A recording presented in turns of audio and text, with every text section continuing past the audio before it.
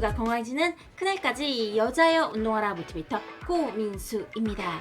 이번 영상에서는요, 마른 사람들이 살을 찌우기 위한, 몸을 만들기 위한 어떠한 방법으로 식단을 해야 되고 운동을 해야 되는지에 대해서 알려드릴 건데요.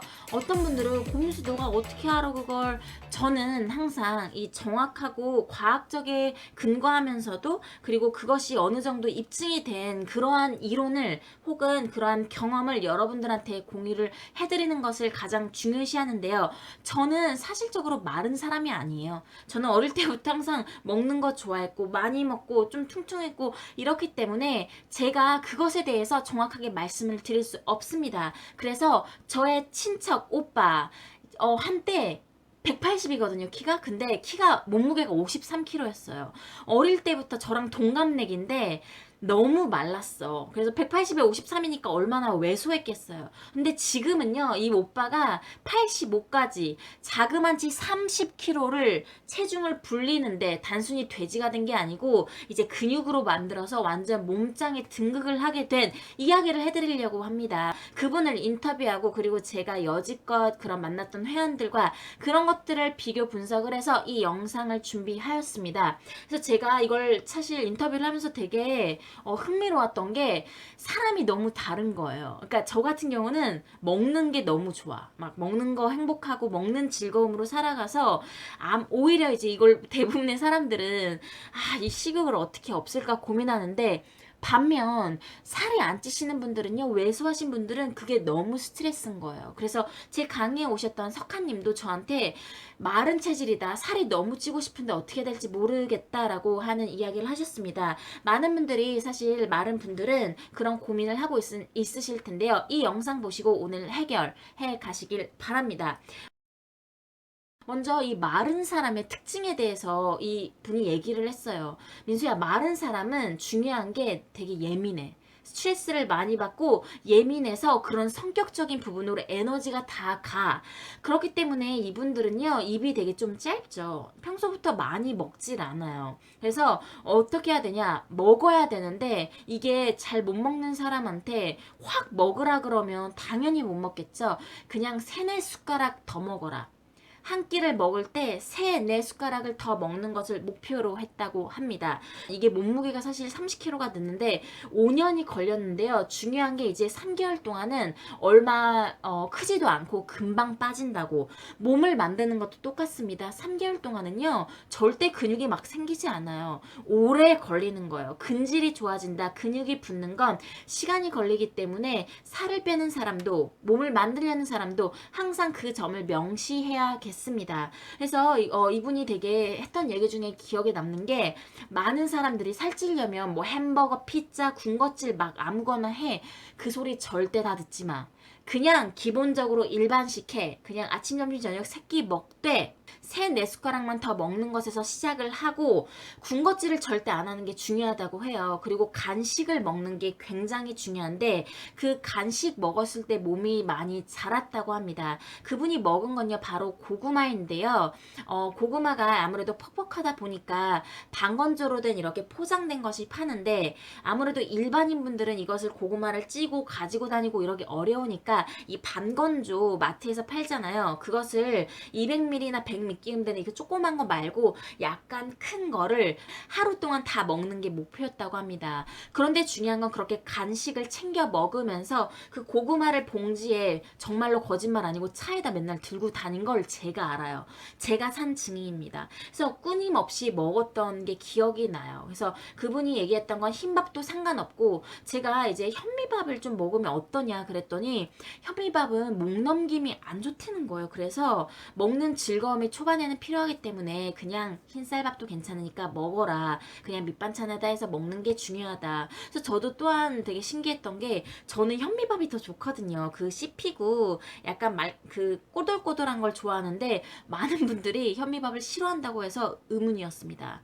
가장 중요한 게, 이 식단에 있어서 마른 분들은요, 절대 국이나 물에 밥을 말아 먹으면 안 된다고 합니다. 이게 절대로 절대로 해야 되는 건데 그 이유가 뭔지 궁금해서 물어보니 사실 이 살이 안 찌는 사람들이 또 목구멍이 작대요. 그것은 이제 진짠지 안 진짠지 잘 모르겠지만 어찌됐건 간에 목 넘김이나 이런 부분에 있어서 밥이 잘 안 넘어가다 보니까 물을 엄청 먹는다고. 그래서 국에다 말아 먹던지 아니면 물에 말아 먹던지 이걸 하다 보면 속에서 음식 자체가 묽어지기 때문에 소화가 너무 빨리 돼버리고, 그렇게 되면 먹은 것이 다 에너지로 금방 써버려지기 때문에 음식이 체내에 오래 남아있게 하는 게 중요하다고 합니다. 그래서 절대 이 물이나 국이랑 말아 먹는 것을 금지하시고요. 살이 잘 안 찌는 체질 분들이요, 문제가 비위가 약하대요. 그래서 이 오빠도 생선이나 이런 것들을 못 먹었다는 거예요. 그래서 지금은 잘 먹는데? 그래서 물어보니 그게 몸이 약하고 사실 당연히 입이 짧고 먹지 않다 보면 건강도 안 좋아지기 마련이죠. 그래서 이분이 처음에는 비위가 약해서 생선 이런 것들도 못 먹어서 보충제를 먹어야만 했어요. 그래서 사실 이런 분들은 뭐 채식주의자라든지 생선을 못 먹는다든지 약간 이러한 것들이 있으시면 그분들은 보충제를 통해서 서플리먼트를 통해서 자기한테 필요한 영양분을 섭취하는 게 굉장히 중요합니다. 근데 여기서 이분이 또 포인트를 준 게, 저는 사실상 보충제를 안 믿고 안 먹어요. 왜냐면 그렇게 효과가 없기 때문에. 근데 이분은 이랬어요. 보충제가 10이라고 했을 때 10을 먹으면 사실상 8은 변으로 더 나온다. 그런데 그 일을 위해서 먹는다라고 말을 하더라고요. 그게 되게 애잔했어요, 솔직히. 그래서 이 정말로 효과가 없지만 그 20%를 흡수를 하기 위해서 자기는 보충제를 꼭 챙겨 먹었다고. 그래서 식사 중에 단백질 양을 늘리는 게 가장 좋지만 자기는 그 당시에 비위도 약했고 먹을 수가 너무 없었기 때문에 그렇게 해서 보충제에 의존을 했는데, 여기서 정말 중요한 것, 바로 이분이 한 말이, 건강해지면 이런 비위적인 문제들이 다 자동으로 해결된다고 합니다. 왜냐하면 이 건강해지니까 먹는데 비위가 약해지고 이런 것들이 시스템이 다 제대로 돌아가는 거예요. 그래서 지금은 되게 골고루 다 잘 먹고 있습니다. 그래서 술 같은 경우 술 절대 안 돼! 라고 말을 했는데, 평생 먹지 않는 얘기란 아니고 중요한 건 몸이 어느 정도 체중이 올 때까지는 술을 금지해야 된다고 얘기를 했습니다. 그리고 혹시 모르니까 회충약을 분기별로 먹는데, 사실 이제 회충이 막 있을 때 우리 막 살 안 찌고 막 그런 경우 있잖아요. 그래서 혹시 모르니까 그런 회충약 이야기를 했습니다. 그래서 간식 같은 경우에 아까 제가 고구마를 예로 드렸는데요. 특히 이제 뭐 바나나나 이런 단당류 쪽으로 이게 흡수가 빨리 되는 것들 있잖아요. 리퀴드 형태로 된 거죠. 그런 것은 효과가 별로 없다. 그래서 몸 안에서 에너지를 다 써버리기 때문에 그냥 다당류로가 된 그런 간식들을 먹는 게 가장 좋다고 합니다. 그래서 먹는 데 있어서 막 바나나 되게 많이 드시는 분들은요, 고구마나 약간 이런 다당류 쪽으로 바꿔보시면 좋을 것 같고, 또 아침을 절대 거르지 말라고 하는데 밀가루를 먹어야 되는 한이 있어도 아침을 꼭 먹으라고 하더라고요. 사실 건강을 따지면 밀가루는 먹으면 안 되는데 몸을 불리고 자라게 하는 분들은 워낙 먹는 양이 중요하고 먹는 게 중요하다 보니까 설사 밀가루라도 먹어라 하는 이런 조언을 하였습니다. 운동에 대해서 조금 말씀을 드릴 건데요. 가장 중요한 게, 이분도 핵심이 운동을 하는 생활 패턴을 유지해야 된다고 해요. 그래서 지금 말씀드린 이 몸을 키우는 과정은요, 비단 음식만 들어가는 게 아니라 운동이 무조건 병행이 돼야 합니다. 근데 어떤 운동인지 되게 중요한데요. 이렇게 몸이 안 찌고 몸을 키우려는 분들은요, 가장 중요한 게 운동을 매일 꾸준히 하는 게 중요한데, 이분이 특히 몸을 만들 때는 25살 때부터였거든요. 그러니까 25살 때는 사실 대학생이기 때문에 학교에 다녀서 시험 기간에 운동을 못 하잖아요. 그런데 이분이 시험 기간에 운동을 안 하고 하다 보니까 말짱 꽝인 거죠. 그러니까 이게 운동 좀 하다가 근육 왔다가 시험 기간에 빠지고 다시 좀 하다가 빠지고, 그래서 이분이 어떻게 했냐, 무조건 운동을 해야 된다. 그래서 시험 기간에도 운동을 해야 되기 때문에 이분이 쓴 방법은 시험 전에 한 몇 달 전부터 시험을 준비했다고 해요. 그래서 보통 시험 1, 2주 전에 공부를 하니까 양이 많아서 운동할 시간이 없는 건데, 한두 달 전부터 시험을 준비했기 때문에 시험 기간에도 운동을 하면서 컨디션을 유지했다는 굉장히 좋은 조언을 알려주셨습니다. 마지막으로 이제 가장 중요한 운동 파트인데요. 웨이트가 필수예요. 그리고 이렇게 몸을 불리시는 분들은 일단 초반에 고중량으로 가야 되고 횟수를 낮게 가는 스트렝스 위주의 그런 운동을 해야 됩니다. 그래서 스트렝스 위주는요 보통 5RM이나 8RM, 그래서 맥시멈으로 갈 수 있는 게 내가 미친 듯이 힘을 써서 5개가 끝나는 지점, 아니면 맥스 8개 정도의 무게를 가지고 하는 범위에서 운동을 해야 하는데, 가장 큰 운동들, 복합 운동을 위주로 큰 예를 들어 뭐 3대 5대 이런 운동들 있죠. 기본적인 데드리프트, 스쿼트, 밀리터리 프레스, 체스트 프레스 이런 부분들의 운동이 들어가겠습니다. 하지만 당연히 이분도 53kg부터 무슨 웨이트를 들 수는 없어요. 기본적인 푸시업부터 시작하는 거고, 거기에서부터 무게를 점진적으로 늘려가면서 5RM에서 8RM 정도, 그리고 세트는 3회에서 5회, 3, 4회 정도의 세트로 사이사이에 충분히 휴식을 쉬는 게 되게 중요한데, 세트 사이에 2, 3분 정도로 충분히 휴식을 해야지만 그 다음 세트에서도 무리 없이 중량을 칠 수 있기 때문에, 운동을 할 때 있어서는 오래 하는 게 아니라 또 1시간 이내로 그냥 정말로 고강도로 하는 거죠. 그러한 운동을 했다고 합니다. 처음에 분할 운동은요, 하루는 상체, 다음날 하체, 그 다음에 쉬고, 다시 상체, 하체, 그 다음에 토일, 쉬고 그런 식으로 반복을 하다가 어느 정도 몸이 커지면서 몸이 올라오면 나중에 5분할식으로 부위별로 나누는 그런 패턴을 쓰시면 되겠습니다. 항상 고중량을 할 땐 주의해야 될 게, 고중량을 하는 것도 그것을 하는 방법을 알고 나서 해야 되는 거예요.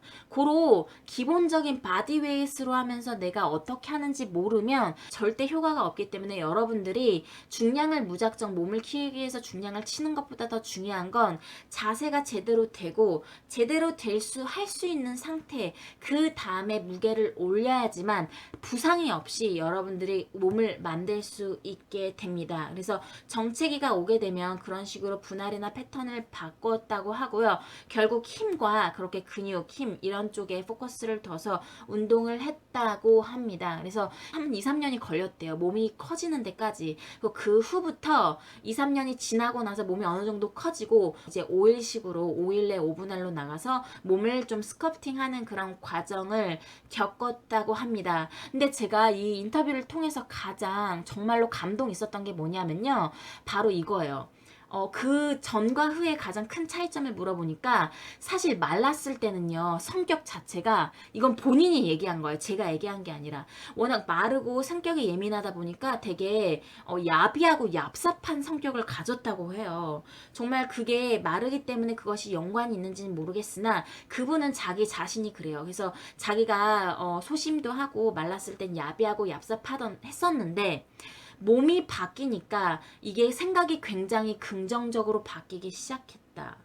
그래서 몸이 건강하니까 마음도 건강해진다. 왜냐하면 몸이 마음과 연결이 돼 있다 보니까, 몸이 건강해지니까 저절로 정신이 건강해지고, 모든 몸에 있던 그런 이상적인 뭐 비위가 약하거나 아니면 이런 예민한 부분들이 다 해소가 됐다고 합니다. 그래서 저는 이 이야기도 들어보면 제 책에도 여러 가지의 사연들의 이야기로 나와 있지만, 결국은 이 운동을 통해서 여러분들이 변할 수 있는 건요, 단순히 몸 하나가 아니에요. 여러분의 성격, 여러분의 감정, 스트레스, 여러분의 전반적인 모든 생활 패턴이 바뀌고 결론적으로 여러분들의 삶의 퀄리티를 높일 수 있는 그런 정말로 좋은 운동입니다. 그렇기 때문에 단순히 운동을 살을 빼기 위해서 시작하셨더라도요, 여러분들이 건강을 위해서 하루 이틀, 1년, 2년이 아니라 꾸준히 할 수 있는 그런 여러분들, 건강한 삶을 사는 여러분들이 되시길 바라면서, 여기까지 궁금하신 점이 있으신 분들은요, 댓글로, 그리고 사실 이 얘기는